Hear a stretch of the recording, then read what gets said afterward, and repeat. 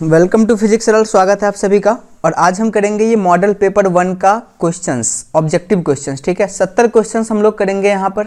तो एक एक करके आइए हम लोग शुरू करते हैं। लास्ट क्लास जो हमने किया था उसमें short answer type question 20 question discuss किया था मॉडल पेपर 1 का ही, और आज ये 70 क्वेश्चंस करेंगे ऑब्जेक्टिव। ठीक है, तो आप लोग यहाँ पर ध्यान से इसको देखेंगे कि ऑब्जेक्टिव क्वेश्चन यहाँ पर किस तरीका से चल रहा है। ठीक है, देखिए पहला क्वेश्चन यहाँ पर है कि electric field near a charge plane conductor is. अगर कोई चार्ज प्लेन कंडक्टर है तो उसके बगल में इलेक्ट्रिक फील्ड इंटेंसिटी का वैल्यू कितना होता है। इसका करेक्ट आंसर है सिग्मा बाई 2 एप्सिलॉन नॉट। ठीक है, यहाँ पर सिग्मा क्या है, ये सिग्मा है आपका सरफेस चार्ज डेंसिटी। ठीक है, ये सिग्मा आपका है सरफेस चार्ज डेंसिटी, और ये 2 एप्सिलॉन नॉट है। तो यहाँ पर एप्सिलॉन नॉट है परमिटिविटी ऑफ वैक्यूम, तो आप याद रखेंगे यहाँ पर 2। एक और चीज याद रखेंगे, अगर प्लेट 2 हो जाएगा, ठीक है, अगर एक प्लेट और दूसरा प्लेट भी हो जाएगा अगल बगल, तो क्या होगा, तब आ जाएगा सिग्मा बाई एप्सिलॉन नॉट। ठीक है, और यह आ जाएगा सिग्मा बाई 2 एप्सिलॉन नॉट। इसका आंसर ये हो जाएगा सिंगल प्लेट के केस में। क्वेश्चन नंबर 2 है आपका, what is the following relation between the electric field and electric potential. करें इलेक्ट्रिक फील्ड और पोटेंशियल में कौन सा रिलेशन करेक्ट है यहाँ पर। तो इसका सही आंसर है E equal to minus dV upon dr। ये आपका ए नंबर इसका सही आंसर हो जाएगा आपका। ठीक है, E equal to minus dV upon dr। आगे है कि electrical capacity of spherical conductor of radius 9 kilometre. करें कि जो स्फेरिकल कंडक्टर है उसका रेडियस 9 किलोमीटर है, तो इसका कैपेसिटी कितना होगा, यानी कैपेसिटेंस इसका कितना होगा। ये 3 नंबर क्वेश्चन है। तो देखिए जो कैपेसिटी होता है ना कंडक्टर का, ये होता है 4 पाई एप्सिलॉन नॉट आर के बराबर। ठीक है, 4 पाई एप्सिलॉन नॉट आर के बराबर। तो अगर आप इसको करेंगे, रेडियस यहाँ पे 9 है, तो आपका ये जाएगा 1 माइक्रो फैराड के आसपास आ जाएगा। अगर 9 किलोमीटर का है तो 1 माइक्रो फैराड। ठीक है, ये आगे बढ़ते हैं हम लोग और क्वेश्चन नंबर यहाँ पर 4 देखते हैं। देखिए है यहाँ पर साइंस का क्वेश्चन, लेकिन यहाँ पर क्या कर सकते हैं कि इतने कम समय में हम लोग कैलकुलेशन कर नहीं सकते हैं, तो हम लोग ये करेंगे कोशिश कि अधिकतर से अधिकतर क्वेश्चन को यहाँ पर याद करने की कोशिश करेंगे ऑब्जेक्टिव का, ताकि आप अच्छे से सॉल्व कर पाए एग्जाम में। और एक एडवांटेज ये है कि आप लोगों को जो 70 क्वेश्चंस है इसमें से मात्र 35 क्वेश्चंस ही करने हैं, तो आधे क्वेश्चंस भी आप लोगों के अगर ध्यान में रह गए तो आप 100% मार्क्स यहाँ पर उठा सकते हैं। क्वेश्चन नंबर 4 है कि capacitance of parallel plate capacitor, parallel plate capacitor का कैपेसिटेंस कितना होता है। इसका सही आंसर है epsilon not ERA upon D। ये आ गया, ये आ गया ए नंबर। ठीक है, एप्सिलॉन नॉट ER है। ठीक है, ER इसको नहीं बोलते हैं, एप्सिलॉन नॉट एप्सिलॉन R इसको बोलते हैं। ये R नीचे आएगा और A बाई D आ जाएगा। इसका सही आंसर ये है। ध्यान रखेंगे कि यहाँ पर एरिया ऊपर होता है, D नीचे होता है, A ऊपर D नीचे होता है, और ये दोनों एप्सिलॉन एप्सिलॉन ये ऊपर होता है। अब कह रहा है कि which of the following relation between G the resistance of galvanometer and V the resistance of voltmeter is correct.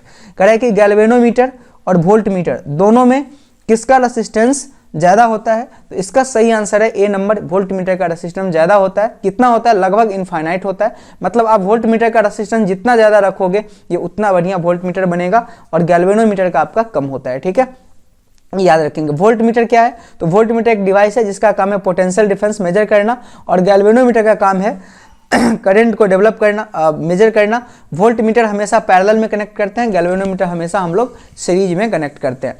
अब कह रहा है विच of the following is the applied form of Wheatstone bridge. कह रहा है कि व्हीटस्टोन ब्रिज में सब में से किसका इस्तेमाल किया जाता है। ठीक है, यानी व्हीटस्टोन ब्रिज, सॉरी ये व्हीटस्टोन ब्रिज एक कंसेप्ट है जिसका इस्तेमाल किसमें किया जाता है। तो इसका सही आंसर है आपका मीटर ब्रिज। ठीक है, इसका सही आंसर आ जाएगा आपका मीटर ब्रिज। मीटर ब्रिज में किया जाता है। अब कह रहा है कि the specific resistance of a wire depends upon is. Specific resistance किस पे डिपेंड करता है सॉरी, देखिए स्पेसिफिक रेसिस्टेंस जो होता है इसी का एक दूसरा नाम रेसिस्टिविटी भी होता है। ठीक है, स्पेसिफिक रेसिस्टेंस का दूसरा नाम रेसिस्टिविटी है। तो रेसिस्टिविटी किस पर डिपेंड करता है, लेंथ पर, डायमीटर पर, मास पर, नेचर पर। इसका करेक्ट आंसर है आपका डी नंबर। ठीक है, ये सिर्फ नेचर पर डिपेंड करता है।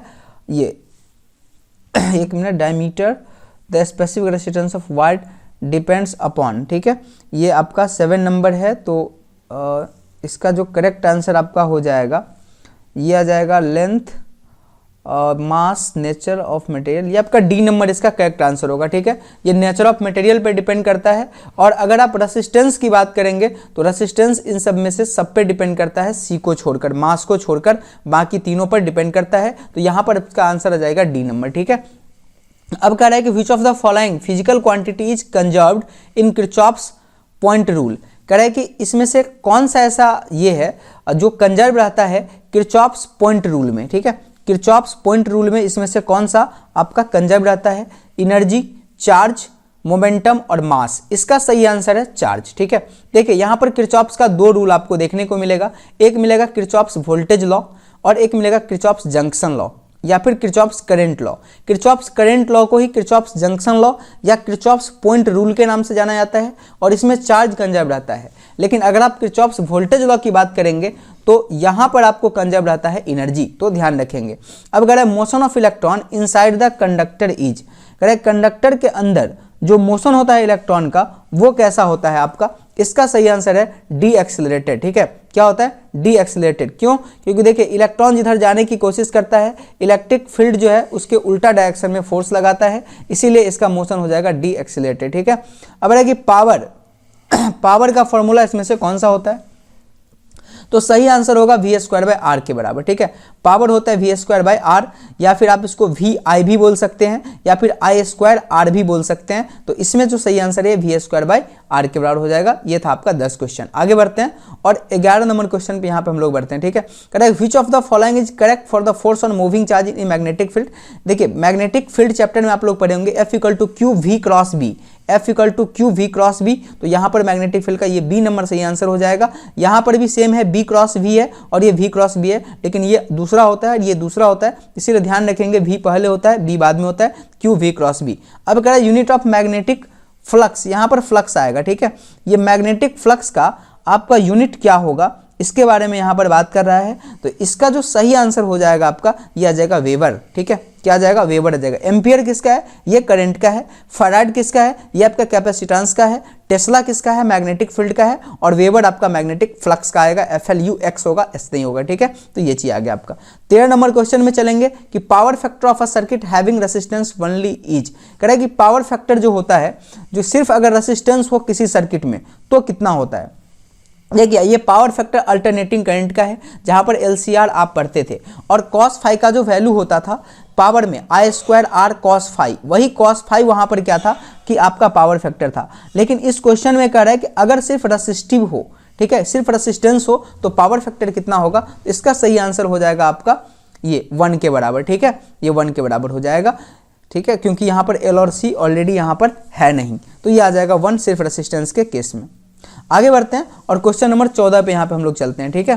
देखिए हम क्वेश्चन यहाँ पे तो चल रहा है लेकिन बीच बीच में बहुत सारे और सारे क्वेश्चन यहाँ पे हो रहे हैं, माइंड में क्लैरिटी आएगी। कह रहा है कि root mean square value of alternating current कितना होता है? तो RMS कितना होता है? देखिए RMS का वैल्यू होता है आई नोट बाई √2, ठीक है। अगर आप पीक वैल्यू को √2 से डिवाइड करते हैं तो RMS आ जाता है। और पीक वैल्यू यहाँ पर क्या है? शिखर धारा का मान, यानी कि ये पीक वैल्यू है। यहाँ पर जो टाइपिंग के समय इंग्लिश में आना चाहिए था बट हिंदी में आ गया है, कोई बात नहीं है। यहाँ पर शिखर धारा बाई √2, ठीक है। यह आ जाएगा आपका C नंबर आंसर हो जाएगा 14 का आपका सही, ठीक है। ये चीज अब आगे बढ़ते हैं और कह रहे हैं कि which of the following the correct relation between geometrical length and magnetic length of a magnet. देखिए मैग्नेट का ज्योमेट्रिकल और मैग्नेटिक लेंथ क्या होता है, पहले इस चीज को थोड़ा समझिए। यहाँ पर देखिए होता क्या है कि ये आपका यहाँ से यहाँ तक मैग्नेट है, ठीक है, मेरे इतना बड़ा मैग्नेट है। तो इसका जो ज्योमेट्रिकल लेंथ होता है ये इसके इंड से लेके इसके इंड तक, इसको हम लोग ज्योमेट्रिकल लेंथ बोलते हैं। और जो मैग्नेटिक लेंथ होता है ये पोल के बीच का होता है। और आपको पता है किसी मैग्नेट में जो पोल होता है ये थोड़ा सा अंदर होता है, यानी कि यहाँ पर होगा पोल, ठीक है, यहाँ पर पोल होगा। तो कह रहा है कि इसमें से कौन सा रिलेशन सही है? ये तो देखिए ज्योमेट्रिकल लेंथ होता है बड़ा और मैग्नेटिक लेंथ होता है छोटा, सबसे बड़ी बात ये है। तो आप बोल सकते हैं कि जो ज्योमेट्रिकल लेंथ होगा यानी कि LG होगा, मैग्नेटिक लेंथ में कुछ मल्टीप्लाई करने पर आएगा और ये इसका सही आंसर हो जाएगा, A आ जाएगा मेरे ख्याल से यहाँ पर। क्योंकि देखिए यहाँ पर मैग्नेटिक लेंथ में 6/5 से मल्टीप्लाई किए हैं और यहाँ पर 5/6, ये दोनों तो होगा नहीं, ये दोनों बराबर नहीं होगा, डबल भी नहीं होगा। तो ये आ जाएगा 6/5, वो इसीलिए आएगा क्योंकि यहाँ पर 6/5 है, 1 से ज़्यादा से मल्टीप्लाई कर रहे हैं। तो LM यानी मैग्नेटिक लेंथ को अगर 1 से ज़्यादा से मल्टीप्लाई करेंगे तो ज्योमेट्रिकल लेंथ आ जाएगा। तो आपका A आंसर आ जाएगा आपका करेक्ट यहाँ पर, ठीक है। अब यहाँ पर देखिए कह रहा है कि which of the following is correct for earth magnetic field. Earth magnetic field के लिए इसमें से कौन सा सही है? अब अर्थ मैग्नेटिक फील्ड क्या होता है? आपको पता है कि जो हमारा अर्थ है, ठीक है, वो एक मैग्नेट की तरह बिहेव करता है। तो इसका जो मैग्नेटिक फील्ड होता है और जो BH जो हॉरिजॉन्टल कंपोनेंट होता है उसके बीच ये BH दिया हुआ है और कह रहा है कि ये आपका डेल्टा जो है एंगल ऑफ डीप है, ठीक है। तो एंगल ऑफ डीप BH, ठीक है, इसमें क्या रिलेशन होता है, तो इसका जो करेक्ट आंसर है आपका, ये करेक्ट आंसर आ जाएगा A BH by cos delta के बराबर। तो ये एंगल ऑफ डीप और इसमें रिलेशन हो गया है, ठीक है। तो आप याद रखेंगे इसको BH बाई कॉस डेल्टा। अब कह रहा है unit of intensity of magnetization, intensity of magnetization का इसमें से कौन सा यूनिट सही है, तो इसका सही आंसर हो जाएगा एम्पियर पर मीटर। सी नंबर इसका सही आंसर होगा एम्पियर पर मीटर। ये इंटेंसिटी ऑफ मैग्नेटाइजेशन का यूनिट होता है, ध्यान रखेंगे। अब है कि मैग्नेटिक मेरिडियन क्या होता है। मैग्नेटिक मेरिडियन यहाँ पर क्या होता है, ये इसका पहला है कि एक पॉइंट होता है, एक लाइन होता है, एक हॉरिजॉन्टल प्लेन होता है, एक वर्टिकल प्लेन होता है। इसका सही आंसर है वर्टिकल प्लेन होता है मैग्नेटिक मेरिडियन। यानी कि देखिए अगर आपका गोलाकार, ठीक है, अगर अर्थ है, ठीक है, तो अर्थ में जो बीचों बीच काटता है ना एक प्लेन इस टाइप से, उसी को आपको मैग्नेटिक मेरिडियन कहा जाता है। तो ये एक वर्टिकल प्लेन होता है। आइए क्वेश्चन नंबर 19 पे हम लोग आगे बढ़ते हैं, ठीक है। अब ये क्वेश्चन नंबर 19 कह रहा है कि जो मैग्नीफाइंग पावर होता है किसी सिंपल माइक्रोस्कोप का इन नॉर्मल एडजस्टमेंट, वो कितना होता है मैग्नीफाइंग पावर। इसको भी आप थोड़ा सा याद रखेंगे, ये माइक्रोस्कोप का है। तो जो मैग्नीफाइंग पावर होता है 1 + d/f होता है। यहाँ पर 1 तो समझते एक नंबर है, d आपका है कि नॉर्मल एडजस्टमेंट का चीज है ये, ठीक है ना, लिस्ट डिस्टेंस है, और f इसका फोकल लेंथ है। तो 1 + d/f सिंपल माइक्रोस्कोप के केस में होता है आपका, ठीक है, ये चीज ध्यान रखेंगे। अब 20 नंबर क्वेश्चन पे हम लोग चलते हैं और ये 20 नंबर क्वेश्चन है कि focal length of normal I is about, जो हमारा आंख है उस आंख का जो फोकल लेंथ होता है ये कितना होता है, आप लोगों को इसके बारे में बताना है। तो इसका सही आंसर है आपका सी, यानी कि 25 सेंटीमीटर फोकल लेंथ होता है एक नॉर्मल सामान्य आंख का, ठीक है। अब अगर क्रिटिकल एंगल डायमंड का कितना होता है, तो ये होता है 24.41 डिग्री के आसपास डायमंड का क्रिटिकल एंगल। आप ध्यान रखेंगे ये क्वेश्चन आ सकता है कि क्रिटिकल एंगल डायमंड का इतना होता है। और हाँ, इसीलिए इसी क्रिटिकल एंगल की वजह से जो डायमंड होता है ना, ये इतना स्पार्कलिंग करता है, चमकता रहता है। इसके अंदर TIR टोटल इंटरनल रिफ्लेक्शन की फेनोमेना होती है और इस क्रिटिकल एंगल की वजह से ऐसा होता है कि चमकने लगता है, ठीक है, और TIR का फेनोमेना भी होता है। तो आप ये चीज याद रखेंगे। अब कह रहा है equivalent lens of 2 convex lens, कह रहा है कि जब 2 कन्वेक्स लेंस को हम लोग ऐड कर देंगे, कांटेक्ट में रखेंगे, तो इसका जो इक्विवेलेंट आएगा, ठीक है, ये कौन सा आएगा, 2 अगर हम करेंगे तो convex, concave, cylindrical, plano convex. इसका क्या आंसर होगा, तो इसका सही आंसर हो जाएगा कन्वेक्स। यानी कि 2 कन्वेक्स लेंस को ऐड करेंगे तो फाइनली कन्वेक्स ही आएगा। देखिए एक कन्वेक्स लेंस क्या करेगा, रे को मोड़ेगा, दूसरा भी मोड़ेगा, तो फाइनली यहां पर कन्वेक्स ही आ जाएगा, ठीक है। अब कह रहा है कि basic principle of optical fibre, optical fibre किस प्रिंसिपल पे काम करता है, इसका सही आंसर है टोटल इंटरनल रिफ्लेक्शन। ये TIR के बेसिस पर काम करता है, जिसके बेसिस पर डायमंड चमकता है उसी बेसिस पर आ गया, ठीक है। अब ये 24 नंबर क्वेश्चन है कि list distance for distinct vision, कह रहा है कि सबसे कम डिस्टेंस क्लियर विजन के लिए कितना होना चाहिए। आप देखेंगे अगर आप बुक उठाते हैं और आंख के पास ले जाते हैं, तो धीरे धीरे अगर आप क्या करेंगे कि अगर बुक को आंख के क्लोज करेंगे तो होगा ऐसा कि एक ऐसा सर्टेन डिस्टेंस आएगा जिस पर जाने के बाद आपको धुंधला दिखाई देना शुरू हो जाएगा। तो जिसके बाद धुंधला दिखाई देना शुरू हो जाता है जिस डिस्टेंस के बाद, उसी डिस्टेंस को हम लोग कहते हैं कि जो क्लियर विजन के लिए लिस्ट डिस्टेंस होता है। और ये एक नॉर्मल आई के लिए, जो एक साधारण आंख है, इसके लिए होता है 25 सेंटीमीटर, ठीक है। ये 25 सेंटीमीटर आपका ये आंसर होगा। अब कह रहा है कि ये जो which of the following phenomena of light is correct for formation of rainbow, rainbow के फॉर्मेशन के लिए, ठीक है, इंद्रधनुष जो आसमान में दिखाई देता है उसके लिए कौन सा फेनोमेना रिस्पॉन्सिबल है, स्कैटरिंग, डिफ्रैक्शन, डिस्पर्सन, पोलराइजेशन। इसका करेक्ट आंसर है डिस्पर्सन, डिस्पर्सन इसके लिए आपका रिस्पॉन्सिबल है, ठीक है।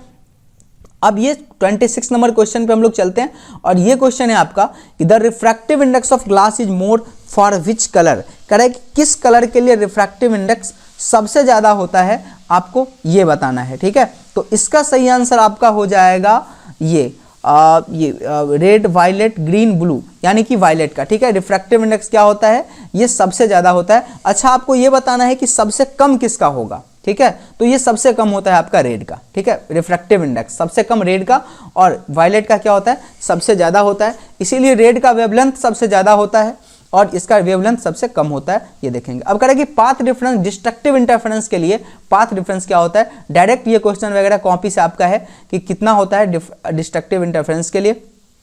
तो इसका जो आपका सही आंसर हो जाएगा 27 का, ये आ जाएगा आपका बी, ठीक है। 2n+1 इंटू λ/2 डिस्ट्रक्टिव इंटरफेरेंस के लिए, और कंस्ट्रक्टिव के लिए होता है आपका ये n λ, ठीक है, ये आपका n λ हो जाता है।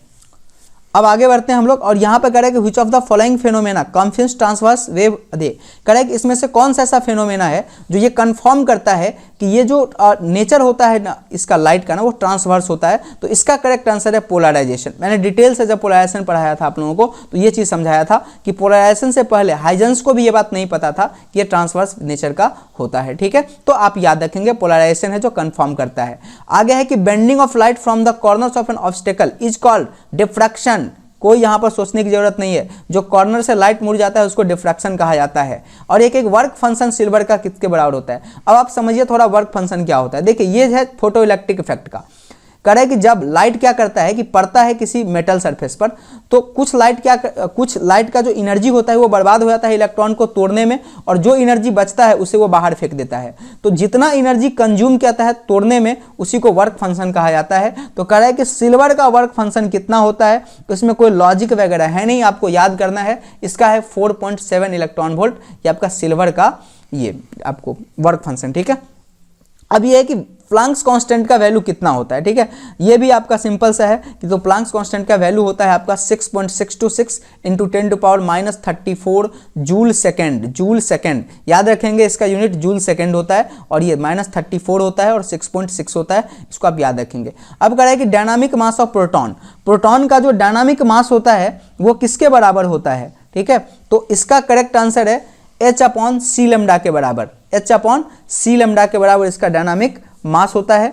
अब ये डायनामिक मास का मतलब होता है प्रोटॉन का चलता हुआ मास, ठीक है। ये आपका आइंस्टाइन का जो इक्वेशन है =mc², यहाँ से भी आप इसको सोल्व कर सकते हैं। तो ये आएगा H/c लैम्डा के बराबर, ठीक है।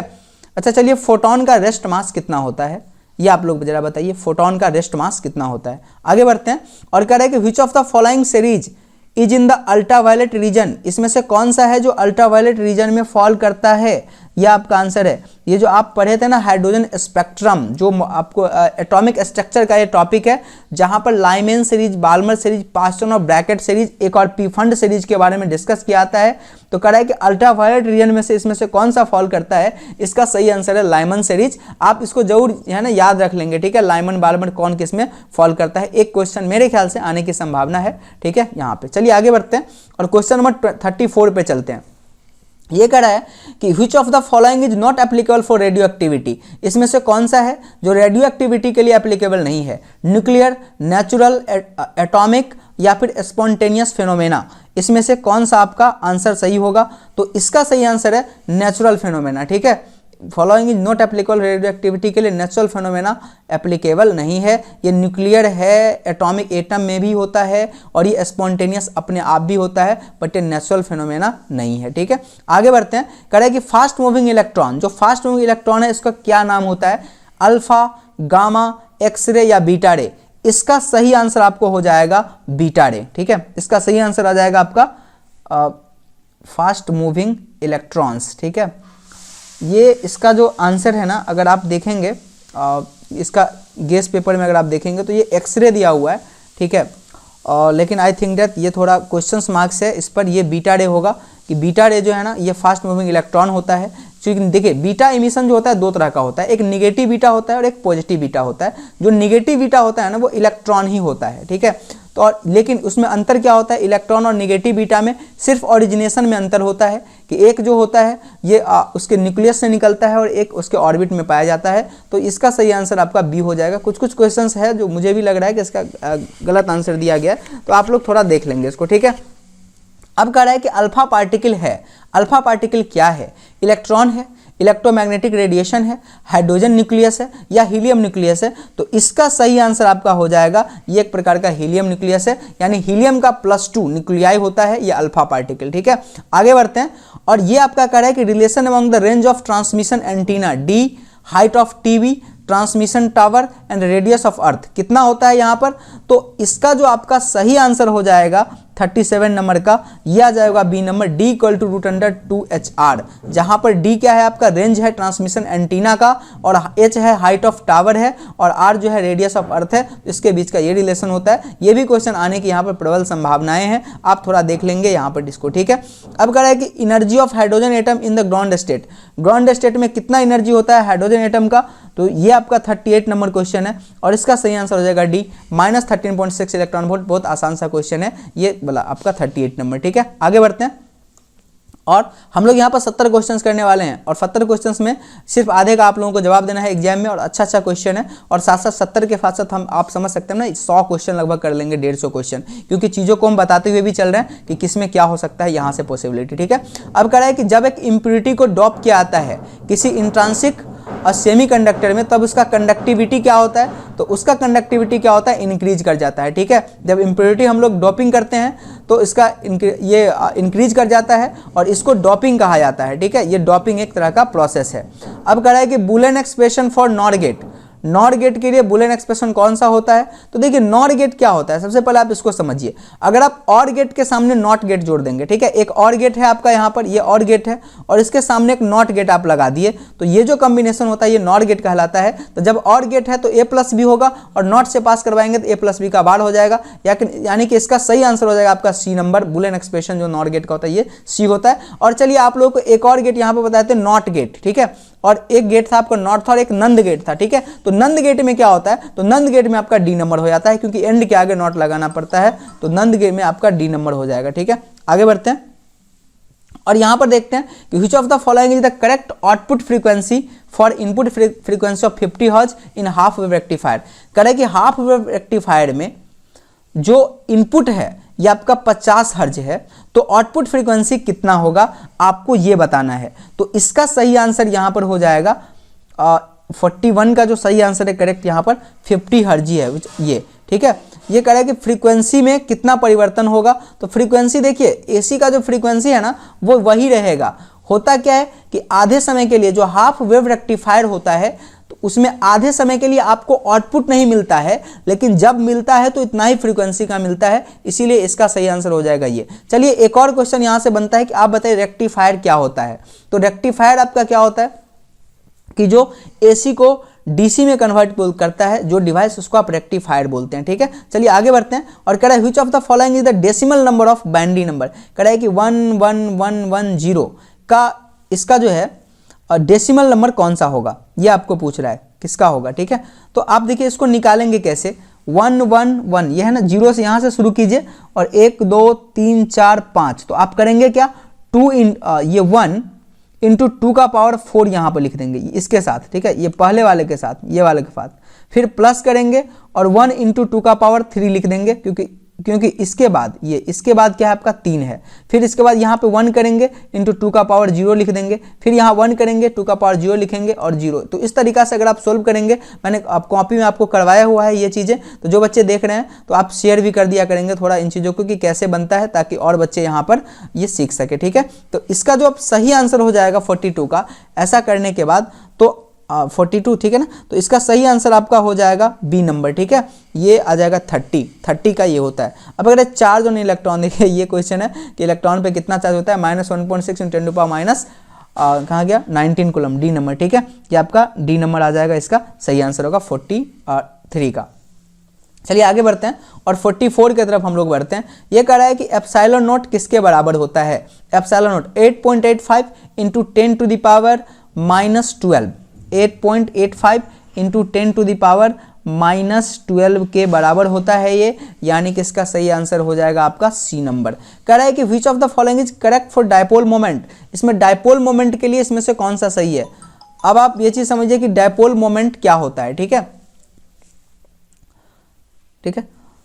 हाँ, डायपोल मोमेंट, एक मिनट, थोड़ा ये आगे बढ़ गए हम लोग, थोड़ा चलिए 1 मिनट। हाँ, ये डायपोल मोमेंट क्या होता है आपका, तो डायपोल मोमेंट होता है कि जो डायपोल लेंथ होता है और एक चार्ज होता है, ठीक है, उसके बीच के मल्टीप्लाई को बोलते हैं। जैसे कि ये 2 चार्ज मिलकर डायपोल बनाया, तो एक चार्ज और इसके बीच के लेंथ को डायपोल मोमेंट बोलते हैं। तो इसमें से कौन सा सही है आपको, ठीक है, ये 45 नंबर है। तो इसका जो सही आंसर है वो ए दिया है कि 1 dy जो होता है 1/3 × 10⁻29 सेंटीमीटर, के बराबर होता है, तो ये डायपोल मोमेंट के लिए आपका सही है 45 नंबर। ठीक है, आगे बढ़ते हैं और क्वेश्चन नंबर 46 देखते हैं। ये कह रहा है कि equivalent capacity between A and B कितना होगा। आप लोग इसको जरूर सोल्व करेंगे। ठीक है, मैंने ये चीज़ आप लोगों को करवा चुका हूँ पहले। ठीक है, ये इसमें सेंटेड हो जाएगा।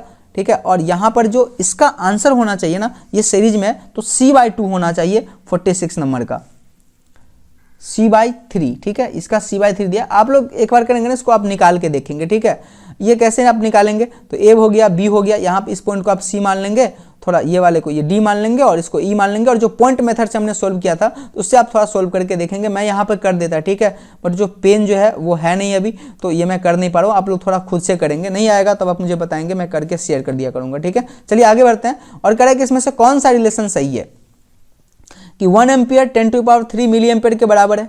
1 एम्पियर ये सब में मिली है। ठीक है, तो ये आ जाएगा आप इसका 47 का आपका, ये सिंपल सा क्वेश्चन है, ए नंबर है। देखिए मिली का मतलब होता है ना 10⁻⁻3, तो 10⁻³ मिली का है तो +3 रहेगा, तब तो ये दोनों मिलकर 1 आ जाएगा। तो इसका करेक्ट आंसर है 47 का ए नंबर। ठीक है, अब correct which of the following relation is correct, इसमें से कौन सा रिलेशन जो है करेक्ट है। ये आपका 48 नंबर क्वेश्चन है कि करंट डेंसिटी होता है I/A, करंट बाय एरिया। ये तो मुझे सही लग रहा है 48 का ए नंबर। ठीक है, कि करंट बाय एरिया ही होता है करंट डेंसिटी, बाकी देखने की जरूरत नहीं है। इस चारों में से कोई एक ही ऑप्शन आपका सही मिलेगा। आगे बढ़ते हैं और 49 नंबर देखते हैं यहाँ पर। हाँ, एक और चीज यहाँ पर हम 48 में बताना चाहते हैं। देखिए करंट एक स्केलर क्वांटिटी है, करंट के पास डायरेक्शन नहीं होता है, स्केलर है, बट करंट डेंसिटी आपका वेक्टर होता है। इस बात को आप ध्यान रखेंगे। ठीक है, आगे बढ़ते हैं और ये 49 नंबर क्वेश्चन देखते हैं। कह रहा है कि which of the following relation is correct for resistance, resistance के लिए इसमें से कौन सा रिलेशन सही है। तो R = ρl/A, R = ρl/A correct answer है। ऊपर में लेंथ होता है, नीचे में एरिया होता है, ध्यान रखेंगे यहाँ पर। अब यहाँ पर क्वेश्चन में कह रहा है कि I जो करंट है इसमें से कितना होगा। ये जो क्वेश्चन है ना, ये आपको इस पर बेस्ट है, किरचॉफ्स जंक्शन लॉ पे या किरचॉफ्स करंट लॉ पे, कि इस जंक्शन पे जितना आएगा उतना ही जाएगा। तो देखिए आ कितना आ रहा है, 10 इधर से आ रहा है, 20 इधर से आ रहा है और 10 इधर से आ रहा है, यानी कि 40 आ रहा है। तो ये वापस कितना जाएगा इधर की तरफ, तो 40 ही जाएगा। इसका सही आंसर हो जाएगा आपका सी नंबर। चलिए क्वेश्चन नंबर 51, 50 क्वेश्चन ऑलरेडी हम लोग कर चुके हैं, 20 और यहाँ पर हम करने वाले हैं और ये आपका हो जाएगा क्लियर। और अगर आप यूँ देखें तो 50 नहीं, ये आपका 70 क्वेश्चन है, क्योंकि बीच में मैंने कई क्वेश्चन खुद से भी करवाए हैं जो उसके आसपास रहते हैं। आगे है कि which of the following measured by potentiometer, potentiometer से इसमें से कौन सा चीज मापा जाता है। रेसिस्टेंस, करंट नहीं। देखिए पोटेंशियो करंट आपका जो है ना गैल्वेनोमीटर से मेजर किया जाता है, आमीटर से मेजर किया जाता है, पोटेंशियोमीटर से मेजर आपका नहीं किया जाता है ये चीज़। ठीक है, अगर आप बात करेंगे रेसिस्टेंस, तो क्या रेसिस्टेंस आप मेजर कर सकते हैं किसी भी पोटेंशियोमीटर से। तो एक चीज आंसर यहाँ पर है कि देखिए रेसिस्टेंस आप कर सकते हैं, इंटरनल रेसिस्टेंस कर सकते हैं मेजरमेंट। तो एक समय ऐसा लगता है यहाँ पर कि जो 51 नंबर क्वेश्चन है इसमें रेसिस्टेंस में भी आंसर होना चाहिए। देखिए और थोड़ा ऑप्शन देखते हैं, ईएमएफ ऑफ सेल, हाँ ये एकदम करेक्ट है कि आप ईएमएफ ऑफ सेल मेजर कर सकते हैं यहाँ पर। तो देखिए रेसिस्टेंस भी करते हैं, लेकिन ये सही नहीं है कि रेसिस्टेंस करते हैं, इंटरनल रेसिस्टेंस करते हैं पोटेंशियोमीटर का यूज करके हम लोग। ठीक है, तो इसीलिए इसका करेक्ट आंसर सी हो जाएगा कि ईएमएफ ऑफ सेल का मेजरमेंट किया जाता है। आप ध्यान रखेंगे वोल्ट मीटर और ये पोटेंशियोमीटर दोनों एक चीज नहीं है। वोल्ट मीटर का यूज पोटेंशियल डिफरेंस को मेजर करने के लिए किया जाता है, जबकि पोटेंशियोमीटर का यूज ईएमएफ को मेजर करने के लिए आता है किसी सेल का। अब कह रहा है कि 1 किलोवाट आवर किसका यूनिट है, ये किसके बराबर होता है। तो इसका सही आंसर हो जाएगा ये 52 नंबर का। ठीक है, तो ये आ जाएगा आपका सी नंबर कि 3.6 × 10⁶ जूल के बराबर होता है 1 किलोवाट आवर। और हाँ 1 किलोवाट आवर जो है ये इसका व्यापारिक यानी कॉमर्शियल यूनिट होता है एनर्जी का, इलेक्ट्रिकल एनर्जी का। तो आप लोग ध्यान रखेंगे यहाँ पर चीज़ों को। ठीक है, अब है कि 1 टेस्ला किसके बराबर होता है, 1 टेस्ला किसके बराबर होता है। इसका सही आंसर है 1 वेबर पर मीटर स्क्वायर। देखिए टेस्ला मैग्नेटिक फील्ड का यूनिट होता है, सबसे बड़ी बात। और मैग्नेटिक फील्ड जो होता है ये, और वेबर किसका होता है, ये फ्लक्स का होता है। तो मैग्नेटिक फ्लक्स होता है B × A, यानी कि टेस्ला × मीटर स्क्वायर। तो यहाँ से टेस्ला आ जाएगा वेबर पर मीटर स्क्वायर। तो ये आप ध्यान रखेंगे 53 नंबर क्वेश्चन में। ठीक है, आगे बढ़ते हैं। और मैग्नेटिक फ्लक्स अभी बताएं किसके बराबर होता है, ये होता है B.A के बराबर। मैग्नेटिक फ्लक्स का क्रॉस प्रोडक्ट नहीं होता है, आप ध्यान रखेंगे। तो मैग्नेटिक फ्लक्स होता है B.A। और हाँ मैग्नेटिक फ्लक्स एक तरह का क्या है, स्केलर फिजिकल क्वांटिटी है, क्योंकि ये डॉट प्रोडक्ट के बराबर होता है। आगे यहाँ पर है कि वेलोसिटी ऑफ इलेक्ट्रोमैग्नेटिक वेव किसके बराबर होता है। डायरेक्ट यहाँ पर ये क्वेश्चन है, C = 1/√μ0 ε होता है इलेक्ट्रोमैग्नेटिक वेव का। डिटेल से मैंने इसको बताया था। ठीक है, तो ये आता है सी के, ये बी नंबर आ जाएगा आपका। कह रहा है कि एनर्जी कितना होता है फोटोन का, ये फोटोन का एनर्जी कितना होता है, जब हम लोग फोटो इलेक्ट्रिक इफेक्ट कर रहे थे तो उस समय देखे थे, और ये फोटोन का एनर्जी इक्वल टू होता है एच न्यू के बराबर, जहां पर एच है प्लैंक्स कांस्टेंट और न्यू है आपका फ्रीक्वेंसी, याद रखेंगे इसको आप। कह रहा है कि 1 इलेक्ट्रॉन वोल्ट किसके बराबर होता है, इसका सही आंसर है 1.6 इंटू 10⁻19 जूल के बराबर होता है, ठीक है। ये 1.6 इंटू 10⁻19 जूल के बराबर होता है 1 इलेक्ट्रॉन वोल्ट। कह रहा है which of the following is correct, इसमें से कौन सा सही है। तो जो एक क्वेश्चन हम यहाँ पर बताए थे ना तरीके से आपको, ये जो तरीका यहाँ पे बताए थे आप देखेंगे, यहाँ पर एक क्वेश्चन था इस टाइप का, हाँ ये 42 नंबर क्वेश्चन था, इसी के बेसिस पे ये क्वेश्चन यहाँ पर डाला गया है, तो आप इसी बेसिस पे यहाँ पे इसको आप बना लेंगे तो आपका आंसर आ जाएगा। वैसे इसका जो सही आंसर दिया गया है 58 नंबर का, वो इसका ये आंसर है आपका ए नंबर, यानी कि 112 को हम लोग 710 लिखते हैं, ठीक है। अब कह रहा है which of the following is not correct for binary addition, कह रहा है कि बाइनरी एडिशन के लिए इसमें से कौन सा सही नहीं है, बाइनरी एडिशन में इसमें से कौन सा सही नहीं है, ये बात कह रहा है यहाँ पर, ठीक है। इज नॉट करेक्ट मतलब सही नहीं है, मतलब गलत है, इसमें से कौन सा जो है 59 में कह रहा है कि कौन सा गलत है। तो ये 0 0 को ऐड करेंगे 0, ये 0 + 1 को ऐड करेंगे, not correct for binary addition. फिर कह रहा है कि 1 0 को करेंगे तो 1 आएगा, और डी कह रहा है कि 1 1 को अगर हम ऐड करेंगे तो 1 आएगा, ठीक है। तो ये चीज़ थोड़ा जो इसका आंसर डी दिया हुआ है, ठीक है, लेकिन ये जो क्वेश्चन है ना इससे थोड़ा सा मुझे लग रहा है कि यहाँ पर कुछ गलत दे रखा है, ठीक है। तो क्योंकि ये पॉसिबिलिटी है, ठीक है, बाइनरी एडिशन में अगर करेंगे तो 1 1 को ऐड करने के बाद आप खुद देख लीजिए कि अगर आप एंड गेट यहाँ पर देखते हैं तो 1 1 दोनों ऑन होता है, तो इसका 1 ही आंसर आता है। तो ये चीज़ है आपका, तो ऐसा करें कि ये आपका नॉट करेक्ट, मतलब ये गलत है, तो ऐसा नहीं है, ठीक है। तो ये थोड़ा सा कंफ्यूजिंग है, एनीवे डी आंसर दिया हुआ है, होप सो ये क्वेश्चन ना पूछे, थोड़ा सा आप इग्नोर करेंगे क्योंकि ऑप्शंस आपके पास डबल है, ठीक है। आइए आगे बढ़ते हैं, और कह रहा है कि स्टेप अप ट्रांसफार्मर जो है इसके लिए क्या होता है, जहां पर N1 क्या है आपका प्राइमरी कॉइल है और N2 सेकेंडरी कॉइल है। देखिए स्टेप अप मतलब अप करना है, मतलब वोल्टेज ज़्यादा करके लेना है, तो वोल्टेज ज़्यादा करके लेना है तो ज़्यादा टर्न्स देना पड़ेगा, यानी कि सेकेंडरी में ज़्यादा होगा ये प्राइमरी से, यानी N2 ग्रेटर देन N1। लेकिन वही चीज़ अगर आप स्टेप डाउन में देखेंगे तो क्या होगा, कम आपको डालना पड़ेगा, तो स्टेप डाउन के लिए आपका सही हो जाएगा ये, और स्टेप अप के लिए सही हो जाएगा ये। यहाँ पर स्टेप अप की बात कर रहा है तो बी नंबर आपका सही हो जाएगा। तो 60 क्वेश्चन हम लोग यहाँ पर डिस्कस कर चुके हैं, बाकी के 10 आप लोगों के बचे हुए हैं, अभी तुरंत हम लोग इसको करेंगे। अब कह रहा है कि ये जो है हाइड्रोजन स्पेक्ट्रम लाइन में जो विजुअल रीजन है ये इसमें से कौन सा है, विजुअल रीजन की कैटेगरी में कौन आता है, इसका सही आंसर है बाल्मर सीरीज, ठीक है। और अल्ट्रावायलेट रीजन में आपने लाइमन सीरीज अभी तुरंत देखा था, तो इसको आप इस हाइड्रोजन स्पेक्ट्रम को आप याद रख लेंगे। एक क्वेश्चन मेरे ख्याल से यहां से बनता है इस बार, ठीक है। ये अब यहां पर है कि जो फोकल लेंथ होता है कन्वेक्स लेंस का कितना, ये जिसका फोकल लेंथ कितना है 1 मीटर है, कन्वेक्स लेंस है जिसका फोकल लेंथ 1 मीटर है, तो पावर कितना होगा, तो पावर आपको पता है ना कि पावर इक्वल टू होता है 1/f, यानी कि 1/1, यानी कि 1 डायोप्टर, डी इज डायोप्टर, जो पावर होता है लेंस का उसका जो ऐसा यूनिट है वो डायोप्टर है, इसका सी नंबर आंसर हो जाएगा। अब अगर which of the following is correct for compound microscope, compound microscope के लिए इसमें से कौन सा सही है। अब यहां पर देखिए FO और FE, इसका क्या मतलब होता है, O का मतलब होता है ऑब्जेक्टिव, ठीक है, और E का मतलब होता है आईपीस। देखिए कंपाउंड माइक्रोस्कोप में 2 लेंस लगे होते हैं, एक लेंस होता है ऑब्जेक्ट के तरफ और एक होता है आंख के तरफ। जो ऑब्जेक्ट के तरफ होता है उसको ऑब्जेक्टिव बोला जाता है, और जो आंख के तरफ होता है उसको आई लेंस बोलते हैं, यानी FE बोलते हैं। इसमें से कौन सा यहां पर सही है, किसका फोकल लेंथ ज्यादा होता है, तो इसका जो आपका सही आंसर मिलेगा 63 का वो बी नंबर है, कि जो ऑब्जेक्टिव होते हैं मतलब ऑब्जेक्ट के तरफ जो होते हैं उसका कम होता है, आंख का ज्यादा होता है, ठीक है। अब कह रहा है angle of minimum deviation, minimum deviation का क्या एंगल होता है किसी प्रिज्म के केस में, तो इसका सही आंसर है सी नंबर आपका, ठीक है। 64 का आपका सही आंसर है सी नंबर। जब प्रिज्म पढ़ा रहे थे तो ये μ - 1 × a ये एंगल ऑफ डेविएशन था आपका, आप इसको याद रखेंगे। आगे बढ़ते हैं हम लोग, और यहां पर देखते हैं which of the physical quantity does not change in refraction in refraction of light. कह रहा है कि रिफ्रैक्शन के दौरान इसमें से कौन सी चीज है जो चेंज नहीं करती है, तो इसका सही आंसर आपका हो जाएगा फ्रीक्वेंसी। क्यों, देखिए फ्रीक्वेंसी जो है ना सोर्स का प्रॉपर्टी है, मतलब जहां से लाइट इमिट हो रहा है ना, अगर आप उसको चेंज कर देंगे तब आपका ये फ्रीक्वेंसी चेंज करता है, बाकी किसी चीज से नहीं करता है। तो इसका करेक्ट आंसर है फ्रीक्वेंसी, ये चेंज आपका नहीं करता है। बचा हुआ है अब आगे के 5 क्वेश्चन जो अभी हम लोग देखेंगे, ठीक है, इस मॉडल सेट का। कह रहा है कि if velocity of light in air is va and velocity of light in vacuum is VW।